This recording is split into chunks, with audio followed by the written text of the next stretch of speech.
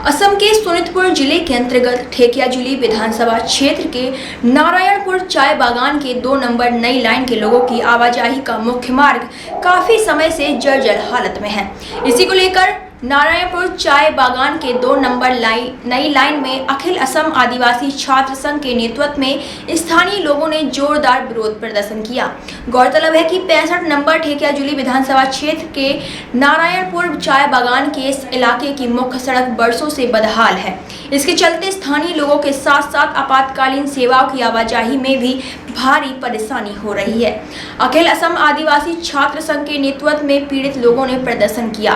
प्रदर्शनकारियों ने टूटी सड़क बनाओ, सरकार अपने पुराने वादे पूरे करो, वादे करके निभाने वाले जनप्रतिनिधियों मुर्दाबाद, जो सड़क नहीं बना सकती वह सरकार हाय हाय, जो हमारी मांग जायज है जैसे नारे लगाते हुए बागान का माहौल गर्म कर दिया। प्रदर्शन स्थल पर अखिल असम आदिवासी छात्र संघ और स्थानीय लोगों ने आरोप लगाया कि बार बार स्थानीय जनप्रतिनिधियों को मांग करने के बावजूद अब तक टूटी हुई सड़क के निर्माण की कोई व्यवस्था नहीं की गई है। इसलिए आज विरोध प्रदर्शन करने के लिए हम मजबूर हुए हैं। पथ निर्माणर कारणे दाबी जनाइছে কি কব এই ক্ষেত্ৰত কি কম মানে আমি যে পথৰ কাৰণে নিজৰ ঘৰৰ কাৰণে আমি ইমান ৰাজ্য হৈ পেলাই এতিয়া বয়স হৈ গৈছে তথাপি আমি একোই পোৱা নাই। তেওঁক আমি ভোট দি পেলাই পাম কি? আমি যদি আজিও চাইছো সেইটো, কালিও চাইছো সেইটো, পৰহি চাইছো সেইটোৱে, তেন্তে আমি বিজেপি চৰকাৰক কেনেকে সন্মান কৰিম আৰু কেনেকে ভোট দিম?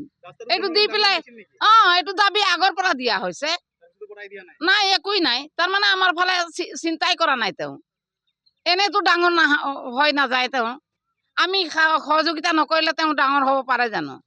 তা আমাৰ ল'ৰা ছোৱালীক যদি নেদেখে তেওঁক আমি দেউতা বুলি কেনেকৈ মানিম কওকচোন আপোনালোকে?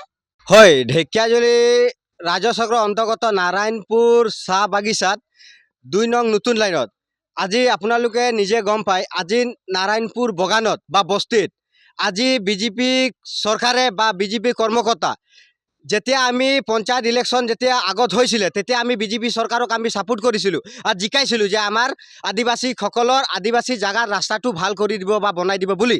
তেখেতে এতিয়া আজি ভোটটোহে বিচাৰিব আহে, ইলেকশ্যন আহিলে ভোটটো বিচাৰিব আহে। আজি 4 বছৰ বিজেপি চৰকাৰে বা বিজেপি কৰ্মকৰ্তা ক'ত গৈছিলে? আজি যে বিজেপি চৰকাৰে লাইনে বা বস্তিত বা বগানে আজি ভোট বিচাৰি আছে বা কেম্পিং কৰি আছে।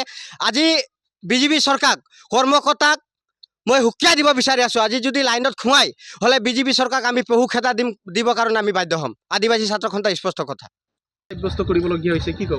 হয়, ৰাস্তা নাৰায়ণপুৰ চাহ বাগিচাত এই 2 নং নতুন লাইনত এই ৰাস্তাৰ নিৰ্মাণৰ কামৰ কাৰণে আমি দীৰ্ঘদিন ধৰি চৰকাৰ দাবী জনোৱাৰ পিছতো চৰকাৰে আজি এই ৰাস্তাখন নিৰ্মাণ কৰা সক্ষম নহ'ল।